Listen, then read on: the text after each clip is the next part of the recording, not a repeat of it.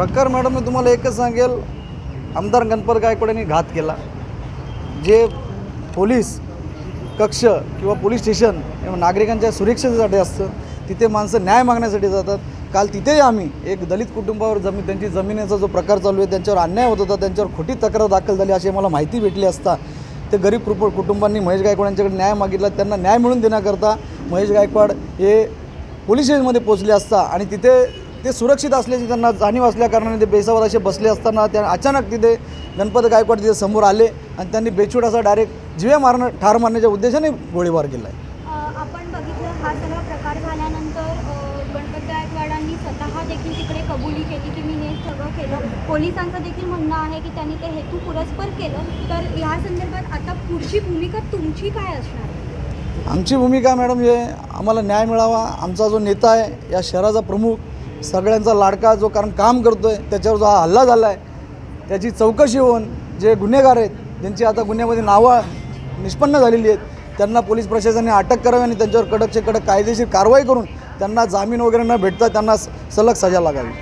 सगळी दुकानं आजूबाजूची बंद आहेत, महिला इथे मोठ्या प्रमाणात जमलेल्या आहेत, कार्यकर्ते देखील मोठ्या प्रमाणात आहेत। आता तुमची भूमिका पुढची काय आहे? कशा प्रकारे आंदोलन तुम्ही करणार? आमची भूमिका अशी असेल, आम्ही आजपर्यंत जनतेकरता कामं करत आलो आहे। आम्ही जनतेला कुठेही नागरिकांना त्रास होऊ देणार नाही याची काळजी घेणार। शांततेत आम्ही आमचे आंदोलन करणार, पोलीस प्रशासनाकडे आम्ही मागण्या करणार। त्या मान्य झाल्या तर आम्ही पोलीस प्रशासनाला साथ देऊ। आमच्या मागण्या मान्य झाल्याने जर न्याय मान्य झाला नाही तर महेश गायकवाड यांच्या प्रति जनतेच्या मनात काय प्रेम आहे, काय भावना आहेत ते त्या येणाऱ्या काळात तुम्हाला दिसून येतील। हे सगळं राजकीय गोष्टींवरनं झाले असं तुम्हाला वाटतं का?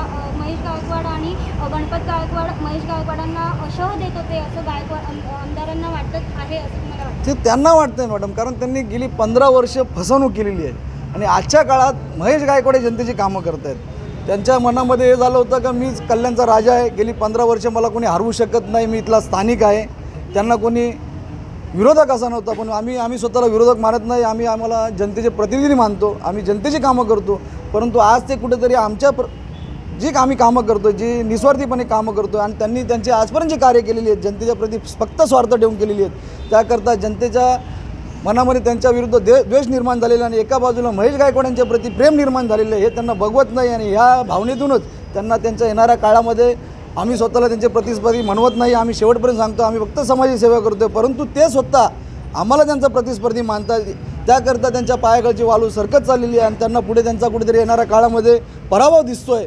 त्या नैराश्यातून त्यांनी हे कांड केलेलं आणि हे लपवण्याकरता ते आपल्या मुलाचा सहारा घेत आहेत। आता तुम्ही मुख्यमंत्री एकनाथ शिंदे आणि देवेंद्र फडणवीस उपमुख्यमंत्री यांच्याकडे काय मागणी करता? आम्ही दाद मागणार ना मॅडम। आता तुम्ही जसे आमची बाईट घेताय सगळीकडे बातम्या चालतात, ह्या आम्ही डायरेक्ट जरी त्यांच्याकडे गेलो नाही तरी मुख्यमंत्री साहेबांचं आणि गृहमंत्र्यांचं हे कर्तव्य आहे का एखाद्या नागरिकाची सुरक्षा होणं त्यांचं कर्तव्य। त्याकरता त्यांनी या गुन्ह्याच्या संदर्भात योग्य तर पावलं उचलावी, चौकशी करावी आणि तातडीने ताबडतोब या गुन्ह्यामध्ये जेवढे गुन्हेगार आहेत त्यांना अटक करावी आणि त्यांना लवकरात लवकर फास्ट ट्रॅकवर कोर्टावर त्यांनी केस घ्यावी आणि चालवावी आणि ताबडतोब हा आमदार आहे म्हणून त्याच्यावर सवलत देता कामा नये। गुन्हेगार हा गुन्हेगार सारखाच असतो, तो एक सामान्य नागरिक असून दे किंवा एक तो आमदार असून दे,